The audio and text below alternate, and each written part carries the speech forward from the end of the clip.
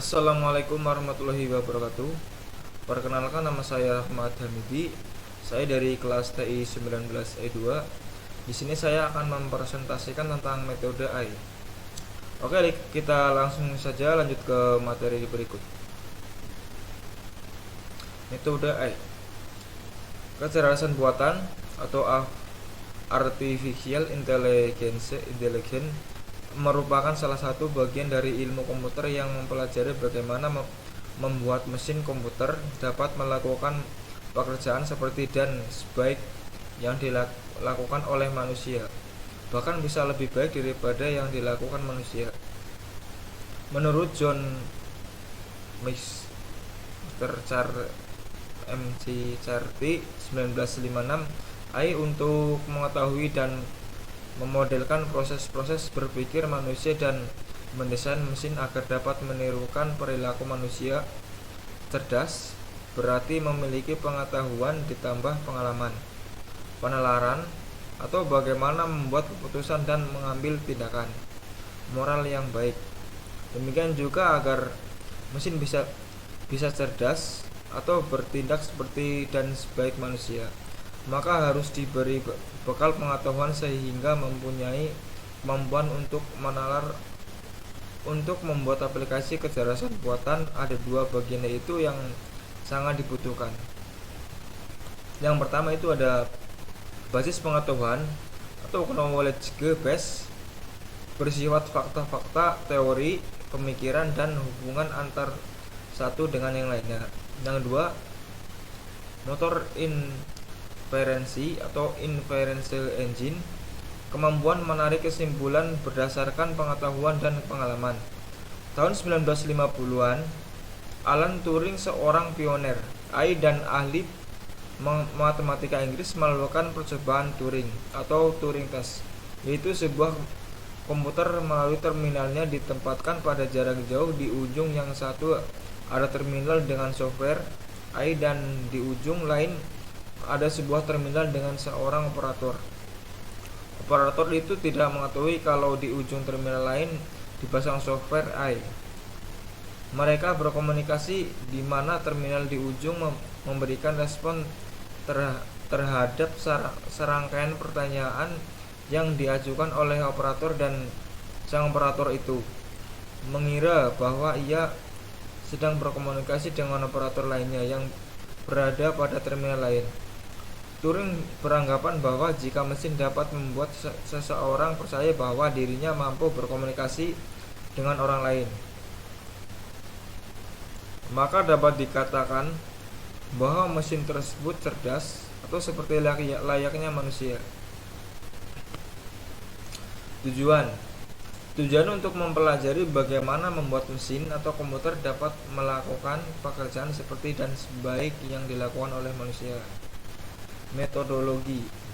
Aplikasi atau program kecerdasan buatan dapat ditulis dalam semua bahasa komputer, baik dalam bahasa C, Pascal, BASIC, dan bahasa pemrograman lainnya.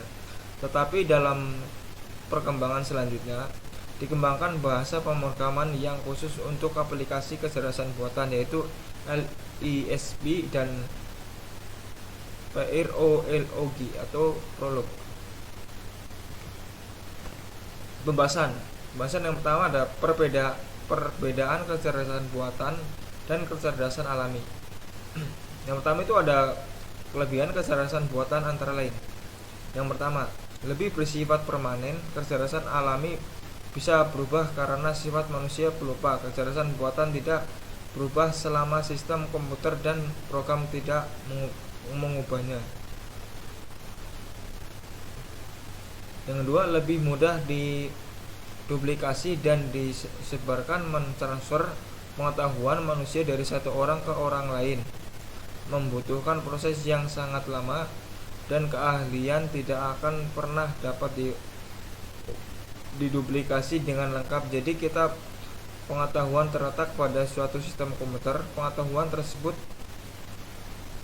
dapat disalin dari komputer tersebut saat dipindahkan dengan mudah ke komputer lainnya.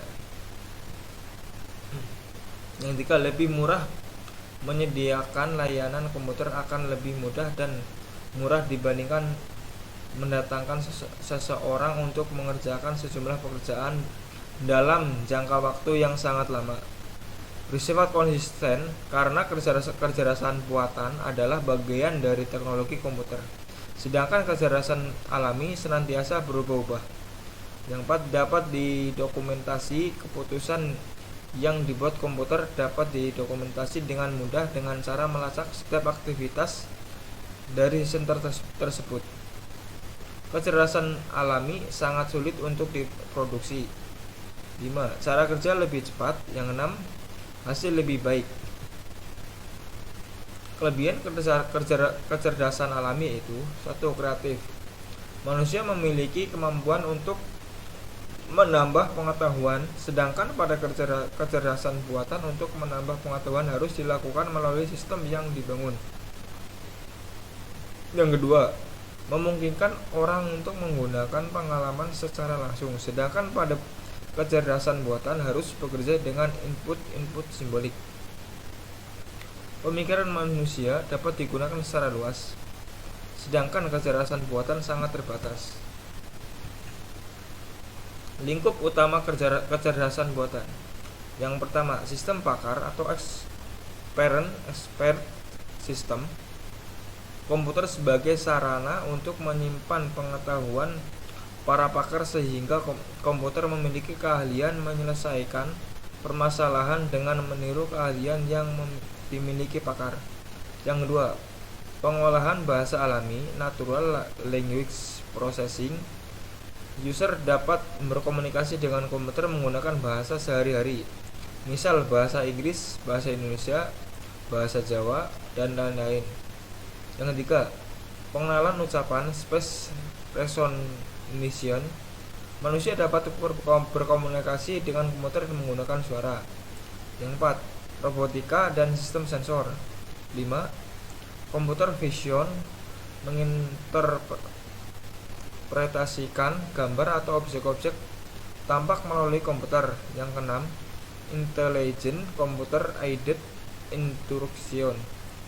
Komputer dapat digunakan sebagai tutor yang dapat melatih dan mengajar. Yang ketujuh, game playing.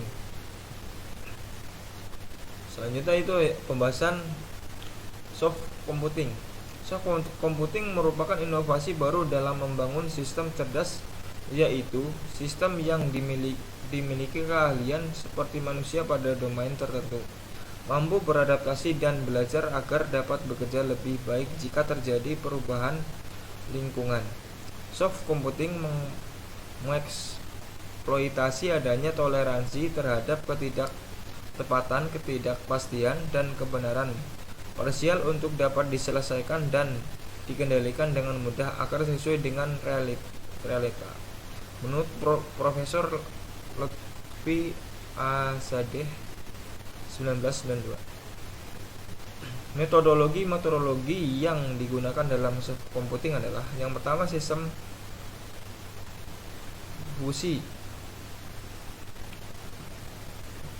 mengakomodasi ketidaktepatan logika fusi atau fusi logik. Jaringan saraf tiruan, neural network.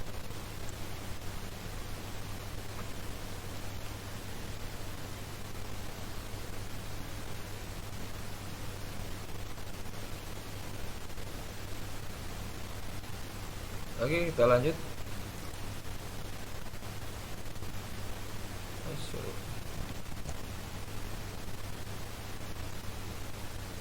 Yang ketiga, probabilistic reasoning, mengakomodasi ketidakpastian. Yang keempat, evolutionary computing, optimasi algoritma genetika. Yang selanjutnya, penyelesaian masalah. Sistem yang menggunakan kecerdasan buatan akan memberikan output berupa solusi dari suatu masalah berdasarkan komputer pengetahuan yang ada.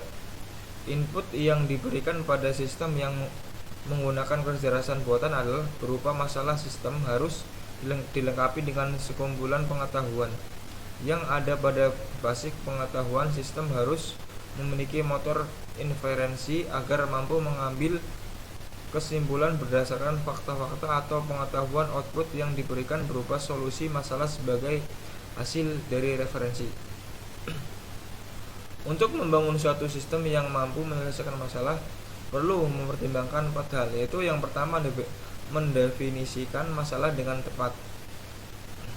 Mendefinisian ini mencakup spesifikasi yang tepat mengenai keadaan awal dan solusi yang diharapkan.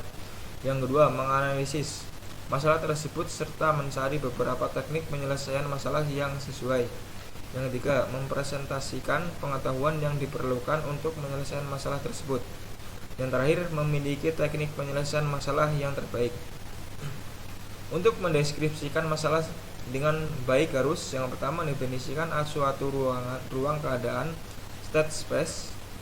Yang kedua, menetapkan satu atau lebih keadaan awal, initial state. Yang ketiga, menetapkan suatu atau lebih tujuan, goal state. Yang terakhir, menetapkan kumpulan aturan, rule state. Kesimpulan, kecerdasan dari kesimpulan ini, kecerdasan buatan artificial intelligence merupakan salah satu bagian dari ilmu komputer yang mempelajari bagaimana membuat mesin komputer dapat melakukan pekerjaan seperti dan sebaik yang dilakukan oleh manusia.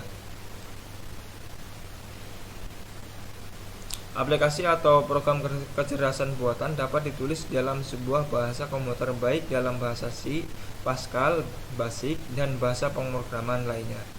Tetapi dalam perkembangan selanjutnya dikembangkan bahasa pemrograman yang khusus untuk aplikasi kecerdasan buatan, yaitu LSP dan Prolog. Oke, terima kasih. Mungkin itu saja presentasi dari saya. Kurang lebihnya mohon maaf. Saya akhiri. Wassalamualaikum warahmatullahi wabarakatuh.